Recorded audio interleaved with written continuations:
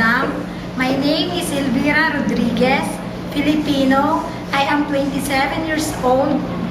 My religion is Roman Catholic. I am married. I have one child. My husband is working as a security guard. I have 5 brothers and 4 sisters. And I am the youngest in our family. Good day to you, Miss Elvira. How are you today? Good day, Sir Madam. I am very much fine, Sir Madam. What do you think are the right attitude and characteristics of a good domestic helper? The good characteristics of domestic helper is honest, kind, responsible, and hardworking. How will you avoid your homesickness?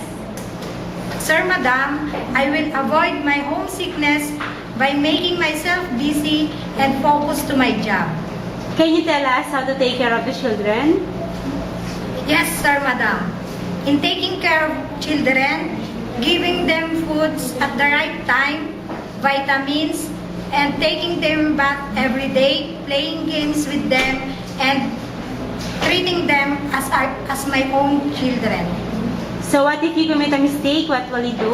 I will say sorry, Madam, Sir, and I will never do it again. What is your last message or promise to your employer? Sir, Madam, please hire me because I want to help my family, and I will assure you to finish my contract in 2 years. Thank you, Miss Elvira, and good luck. Thank you, Sir, Madam.